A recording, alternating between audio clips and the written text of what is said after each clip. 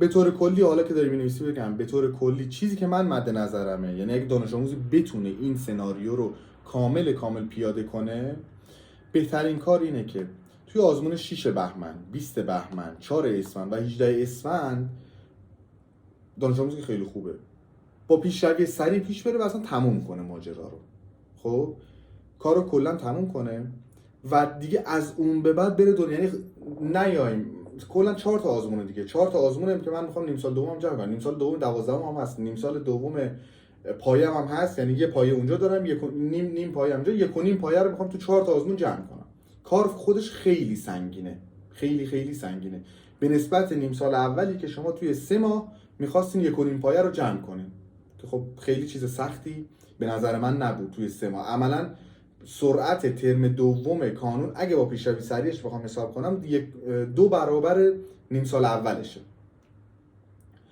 و من باشم چیکار میکنم؟ اگر بازم میگم اگه دانش آموز باشم که بخوام با پیشروی سریع پیش برم دیگه، که میگم اگر یک نفر یک دانش آموز هم شرایط داشته باشه حتما باید از این قضیه استفاده کنه، چون خیلی پتانسیل‌های خوبی ایجاد میکنه برای دوران جمع‌بندی.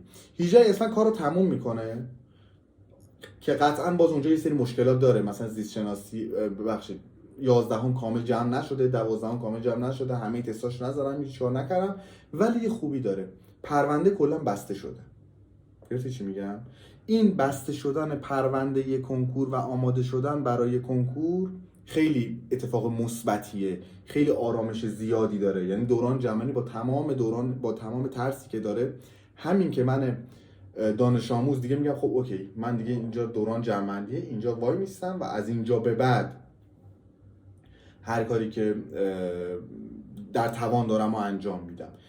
و این قضیه برای دانش آموزی که طبق پیشروی سریع کانون پیش رفته و 18 اسفند تموم کرده، عملا میشه گفت فروردین ماه، اردیبهشت ماه و خرداد رو کامل داره برای جمع‌بندی داره کار میکنه و این خیلی عالیه. یعنی این سناریو رو اگه همه رو کنار هم بچینی، من 18 اسفند تموم میکنم، از 18 اسفند یعنی نیمه های اسفند من فرصت دارم که تستی اگر عقب موندن فلان اینا قشنگ کامل راحت هم میشه، دو نیم ماه فیکس آدم وقت داره دیگه، تستای اونا رو کامل بزنم.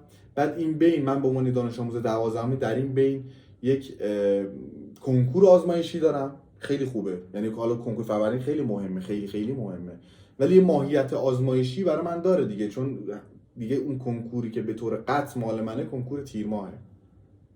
خب یه کنکور آزمایشی این وسط دارم، یه آزمون جمع‌بندی دارم تو 31 فروردین، تو 31 فروردین 24 فروردین 2 تا آزمون جمع‌بندی آنلاین و حضوری دارم که باز این کمک میکنه اشتباهاتمو بدونم، خیلی مهمه. یعنی شما تو آزمون مثلا 24 فروردین تو آزمون 24 فروردین میری نقایص علمی تو پیدا میکنی چون مجازیه.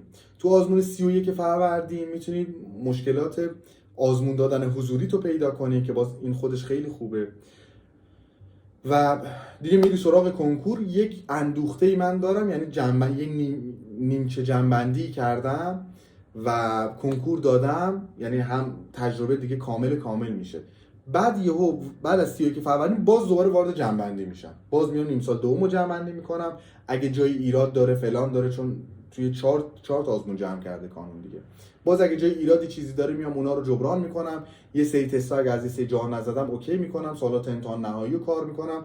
چرا؟ چون نمیخوام خردادمو کامل بذارم برای امتحان نهایی. یعنی از انگار آمادگی امتحانات نهایی ما احتمالاً که بالا 100% اینجوریه از اول اردیبهشت شروع میشه، یعنی از بعد از کنکور از بعد از آزمون جمع‌بندی 31 فروردین و بعد کنکور اردیبهشت ما جمع‌بندی نهاییمون شروع میشه، به خاطر اینکه میخوایم با یه شیب خیلی آروم پیش بریم که اونا رو بتونیم کامل جمع کنیم و یهو مثلا مثل ترم اول نباشه که البته خب میگم ترم اول که طبیعی بود، ولی خب مثل ترم اول نباید باشه جمع‌بندی امتحانات ترم دوم.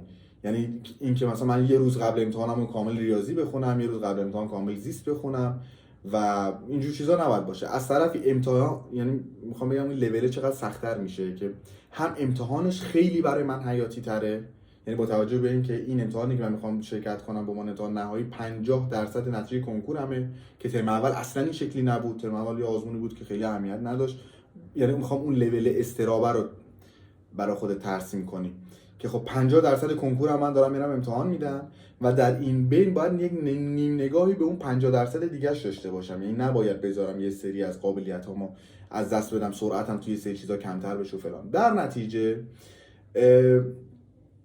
به نظر من در نهایت با تمام ریسکی که داره، ریسک نداره، یکم سخت این تصمیم گرفتن، دورانی که گذشته رو ببوسیم بذاریم کنار و وارد دوران جدیدش بشیم. این سخت‌ترین کاریه که سخت‌ترین انتخابیه که به نظرم یه دانش آموز در طی ترم دوم میتونه انجام بده. یعنی منم وقت زمانی که ترم اول تموم شد یک سر با خودم میگفتم خب من باید بیام مثلا نمیدونم چی اسمش ترم اول رو کار کنم، تستای مثلا مسائل فلان فلان فلان، ولی شروع هم کردم تا یه حدی ها، یعنی نمیگم کاری انجام ندادم، شروع هم کردم تا یه حدی ولی دیدم نمیشه. یعنی جنبندی ترم دوم، تازه ترم دوم ما مثل ترم دوم شما نبود پیشرویش انگار 2 برابر باشه سرعتش دیگه، تو 1.5 ماه بخواد جنبندی کنه، کمتر بود ولی خب در حد 2 برابر نبود، مثلا 1.75 بود.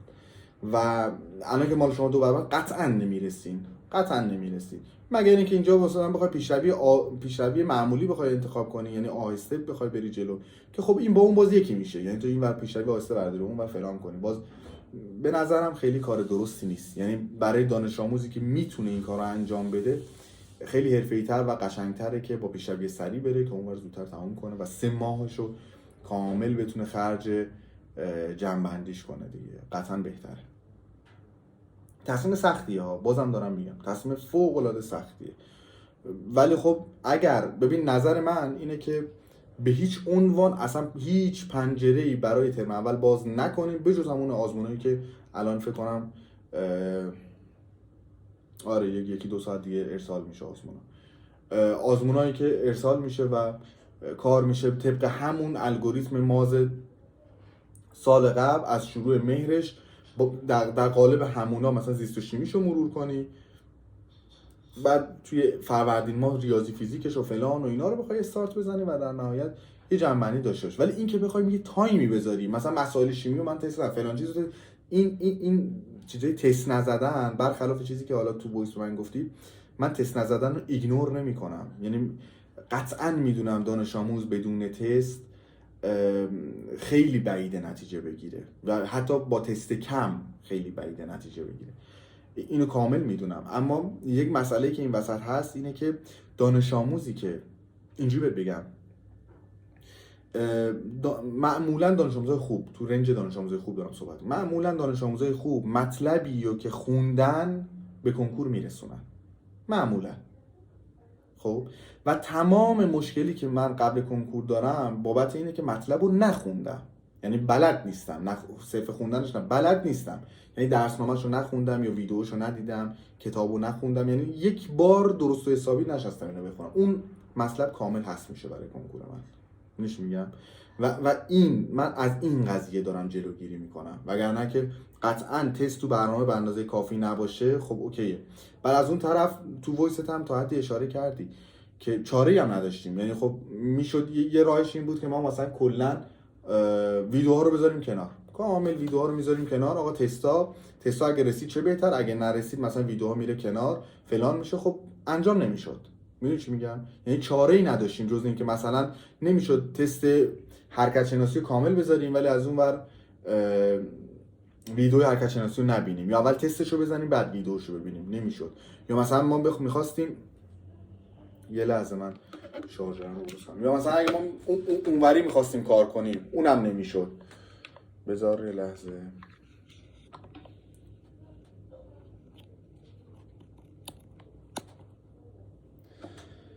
اونوری هم اگه میخواستیم کار کنیم نمیشد. یعنی چی؟ یعنی ما مثلا دارم میگم بخوایم ویدیو رو ببینیم بعد تستا رو کامل بزنیم باز بریم ویدیو، اینجا اصلا از آزمون خیلی عقب میافتادیم. یعنی میدیم ما تو حرکت موندیم، آزمون رفته دینامیک، اواخر دینامیک.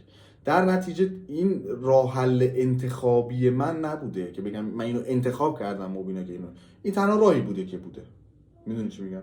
این تنها راهی بوده که پیش روی دانش آموزی که ویدیو میخواسته ببینه و آموزش درستی داشته باشه، تست هم حالا کم و بیش، نمیگم زیاد، کم و بیش تست هم بزنه، این تنها راه حله. که من اولویتم بذارم رو ویدیوها، اونا رو تموم کنم. یه وقت از نمیخوام ببینم یه چیزی، ولی وقتی میخوام ببینم قطعا باید اونا رو ببینم بعد تست بزنم. خب وقتی اونا رو میبینم احتمالاً تایمی برای تست ندارم و وقتی تایمی برای تست ندارم یه سری تستا میفته برای بعد. گرچه که برای من مشاور قطعا خیلی راحت‌تر و خیلی منطقی‌تر و آرامش بخش‌تره که بخوام اینو بذارم تو برنامه دانش آموز که آقا تست بزن، تست‌ها تکمیل کن، همه کاراتو انجام بده، بعد برو سراغ اون قضیه. خیلی برام این قضیه منطقی‌تره و خیالم راحت‌تره که آقا دانش آموز مثلا ما حرکت خوندیم تستشو زده، دینامیک خوندیم تستشو زده، فلان کارو کردیم تستشو زده و دیگه خیالم راحت. 2 روز دیگه هم میگم آقا یه جمع‌بندی تمام، خدا نگهدار. ولی کار درستی نبود دیگه. پس اون چیزی که اونجا هم راجعش صحبت کردی انتخاب نبوده، تنها راهی بوده که داشتیم و ما اون مسیر رو رفتیم.